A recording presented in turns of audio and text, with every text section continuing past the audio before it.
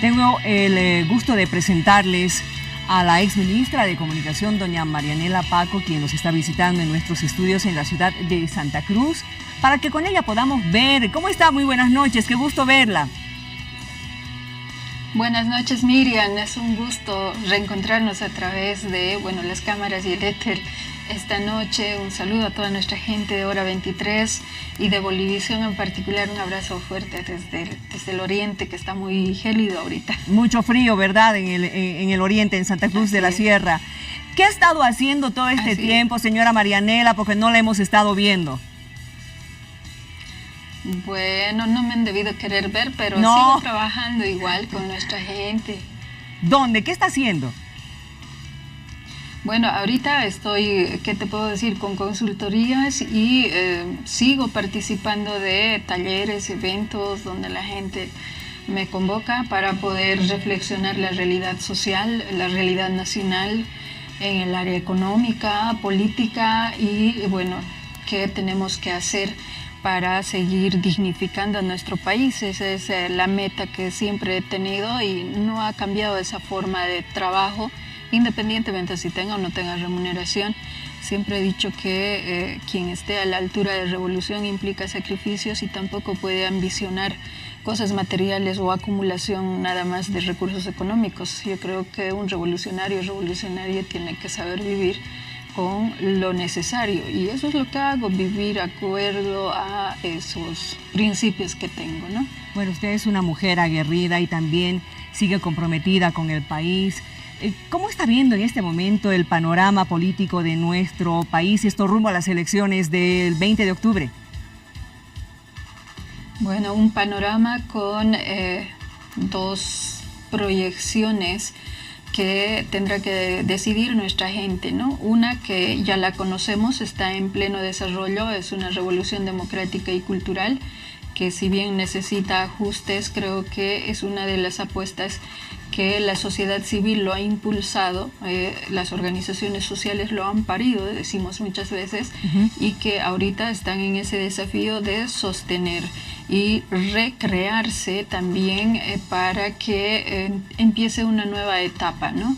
Yo creo que hemos atravesado por dos etapas muy importantes como revolución democrática y cultural y esta tercera, pues hay que adecuarse también a todos esos cambios que se han generado en los últimos 13 años. Y por el otro lado encontramos una visión conservadora que tiene una mirada y un anclaje en la historia, en el pasado y que no logra renovarse ni en personas y tampoco logra renovarse ni plantearle una nueva visión al país con propuestas que sean claras y que no impliquen visos de quiebre de nuestra soberanía o de nuestra dignidad. Lo que hemos visto, por ejemplo, en el mes de febrero, con los 7 frentes políticos opositores respaldando al autodeclarado presidente Guaidó, eso significa que tenemos políticos opositores que pues fácilmente pueden quebrar nuestra soberanía y nuestra dignidad patriótica. Y estos días, querida Miriam, pues me llama a una reflexión profunda en esos términos porque tendríamos que estar haciendo honor al primer grito libertario de América. Y este tipo de políticos que tenemos, resabios del pasado, pues nos hacen ver que no han entendido el espíritu, el legado de esos libertadores de aquel 25 de mayo de 1809 y más todavía cuando vemos que Juana Zurduy fue enterrada un 25 de mayo en el olvido, ¿no? Todo por ser consecuente. Entonces yo creo que estamos en un momento de nuestra historia de Bolivia rememorando fechas muy importantes y hay que ser muy puntillosos al analizar a cada actor político que tenemos en nuestro país. Y ahí esa reflexión, esa mirada de lo que está pasando con esa talla que nos han heredado nuestros libertadores, yo creo que es fácil tener una opción. Entonces yo creo que el camino está ahí como para que las y los bolivianos, poniéndonos la mano al pecho y al mismo tiempo decidiendo con la cabeza, con el cerebro, pensando, racionalizando la realidad, podemos seguir haciéndola grande, haciéndola mucho más digna.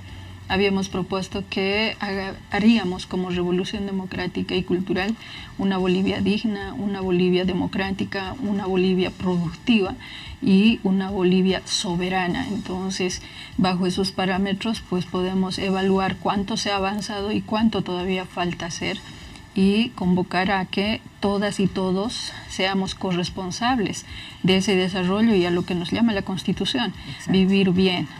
Usted siempre ha hablado de la Revolución Democrática Cultural, eso lo recuerdo bien, y ahora con relación a lo que estábamos hablando de estos políticos de la oposición que han entregado esta carta al presidente de Colombia, que mañana además se van a reunir en Santa Cruz, ¿cómo está viendo usted a la oposición en este momento?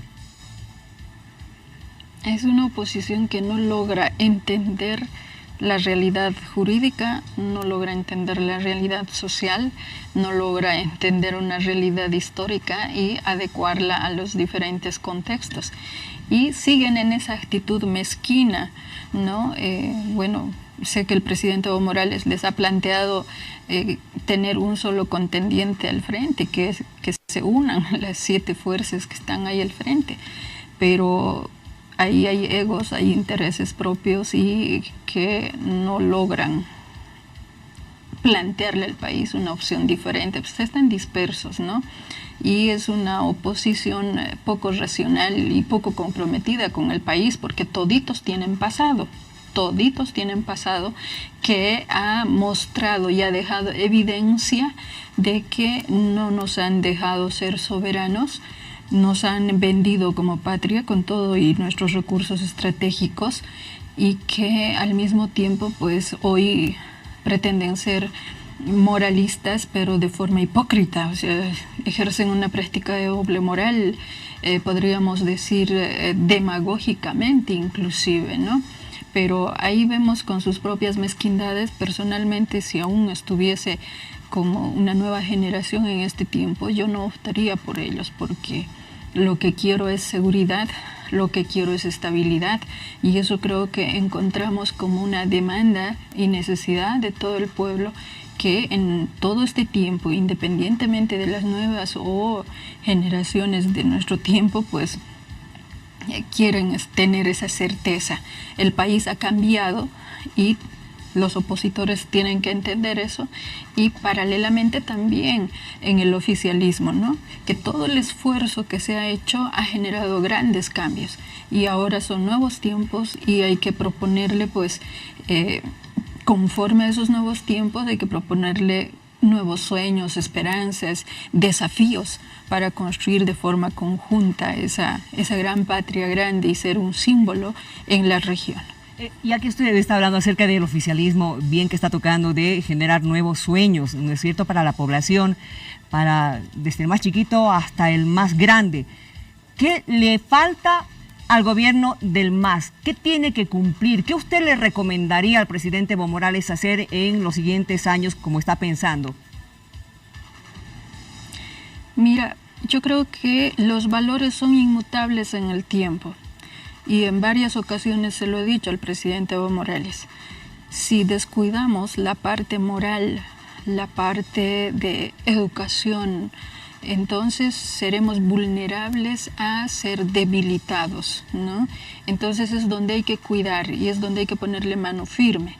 Y en esos términos, pues, desafiado varias veces, y de pronto al presidente no en esos términos, pero sí se lo he planteado, es que hay que deshacernos de gente corrupta, de gente mentirosa, de gente floja, de gente maleada. Si bien hay que sumar, no hay que sumar pues malos elementos, hay que sumar elementos que aporten y que estén comprometidos realmente en la patria. Si hay algo que indigna a nuestra gente es que haya aparecidos ahí, ¿no?, que dicen que se suman y que en la realidad y en la práctica no aportan, sino más bien hacen quedar mal a una revolución democrática o un proceso de cambio, como le gusta decir a otras personas, y que ha significado mucho esfuerzo. Yo cuando hago reflexiones con nuestra gente les digo, esta revolución, este momento histórico ha costado mucha sangre como para rematarlo por unos cuantos corruptos, por unos cuantos que se dejan llevar por delitos, que se dejan llevar por tentaciones,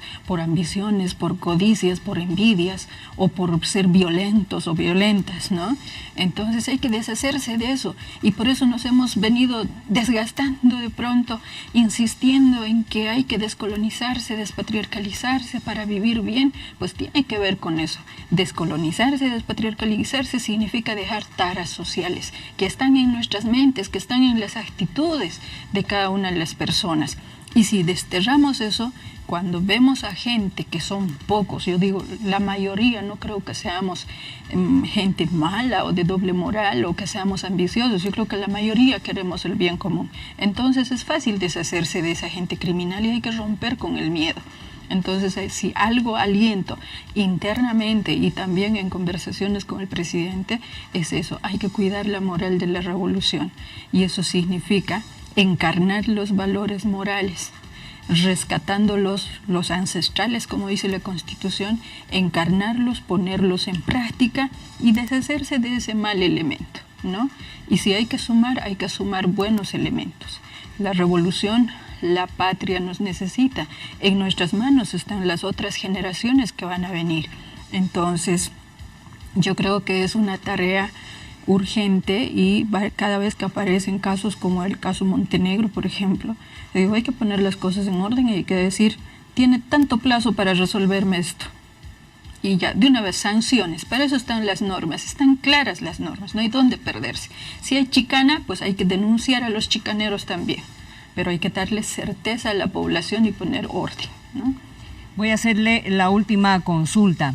Usted es una mujer que ha estado en política, comunicadora, exdiputada, además abogada, y ha sido parte de proyectos importantísimos que hoy en día son leyes, y leyes que en cierta medida también defienden a la mujer. ¿Qué le está faltando? ¿Qué le falta a la mujer en la parte política de nuestro país?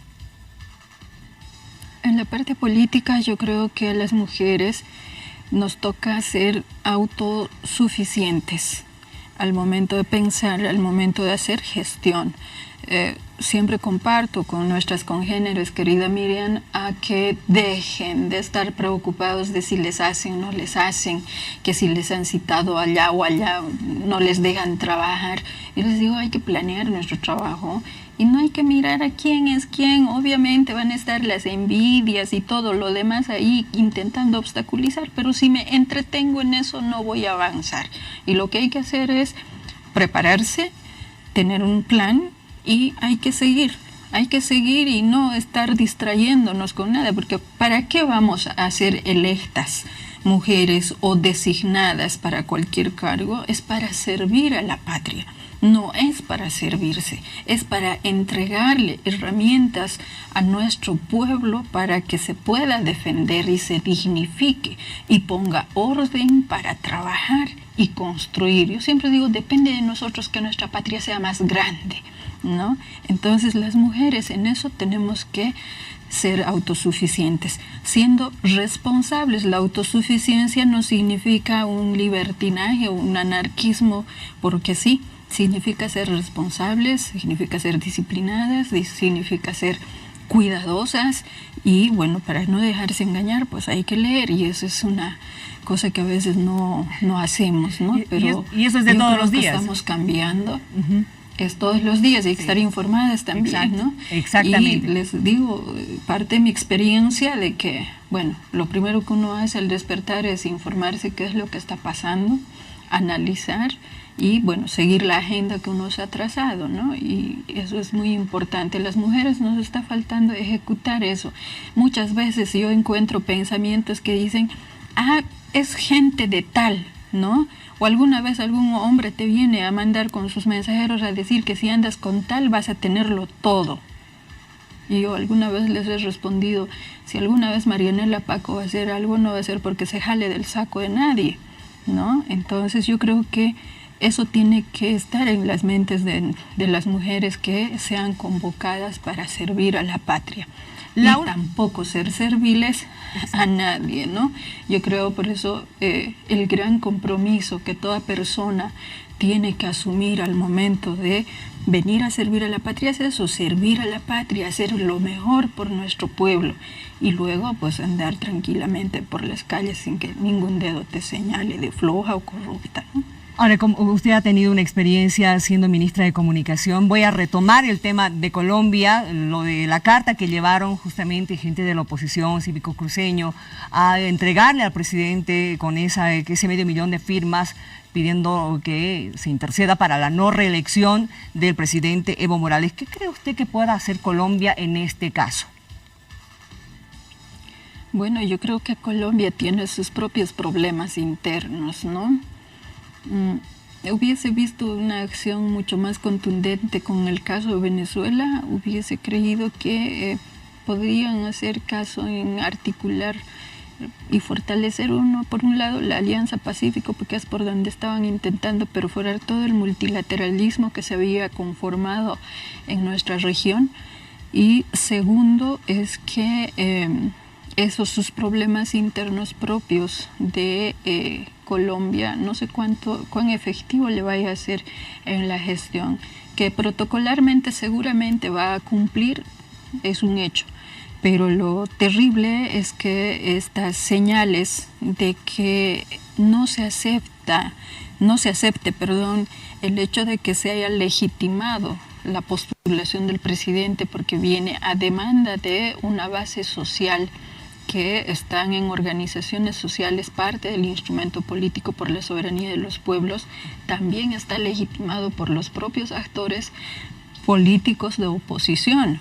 El hecho de inscribirse, participar de esta contienda electoral de este año, pues significa que ellos han validado, y esa validación es legitimar.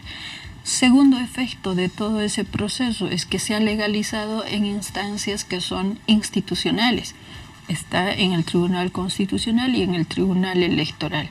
Como quiera que digan, hay documentos y es legal absolutamente esa postulación por esas razones. Yo en su momento había dicho, bueno, yo no hubiese habilitado, siendo el Tribunal Electoral, a ninguno de los binomios porque no me está cumpliendo con democracia, por ejemplo, porque me han presentado un solo binomio a todos, ¿no?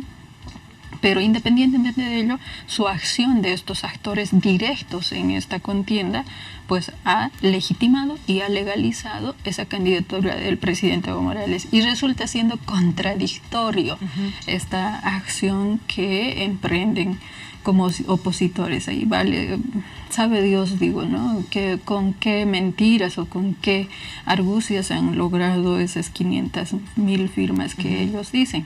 Y en 3-4 días. Es una señal clara de que ellos no creen en que podamos resolver nuestros asuntos internos con participación directa. Exacto. Porque hay un otro elemento, que es el tercero, que generalmente nadie lo toma en cuenta. Es que la decisión de la gente puede cambiar en el tiempo, sí o no. Se llevó adelante un referéndum en el 2016. A esta fecha, ¿puede cambiar ese tipo de decisión? Sí puede cambiar.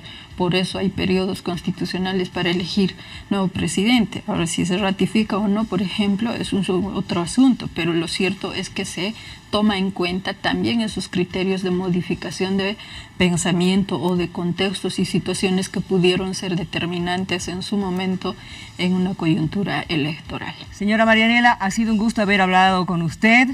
Un gusto reencontrarla a través de las pantallas, tener este intercambio de criterios, escucharla con todo lo que usted conoce. Gracias por haber estado con nosotros esta noche. Miriam, la agradecida soy yo, y bueno, estamos aquí siempre para compartir reflexiones que nos puedan permitir encaminarnos y fortalecer nuestra democracia tan profunda que es en nuestro país y tan bondadosa, ¿no? Porque ha permitido nuestra democracia boliviana, incluso a dictadores, decirse ser demócratas, a traidores, vendedores, rematadores de nuestra patria, pues volverlos a ver en escena política. Será demagogia de ellos como sea, pero yo creo que la democracia que tenemos en nuestro país es demasiado bondadosa y hay que cuidarla. Hay que cuidarla, y nuestras resoluciones de diferencias y todo aquello como pueblo boliviano. Siempre lo hemos hecho en democracia y estamos desafiados a ello en octubre. Y algo que recomiendo es no dejarse influenciar porque algunas personas destilen odio y simplemente se niegan a ver los cambios. Y que también desafíen a seguir cambiando, ¿no? Y a poner orden y ser mucho más estrictos en ciertas cosas con unas personas que hacen quedar mal a una gestión que tiene mucho esfuerzo. Y para el caso del presidente, una persona que no descansa de trabajar por nuestra patria. Gracias. Muchas gracias, Miriam. Muchas gracias y buenas noches. Nosotros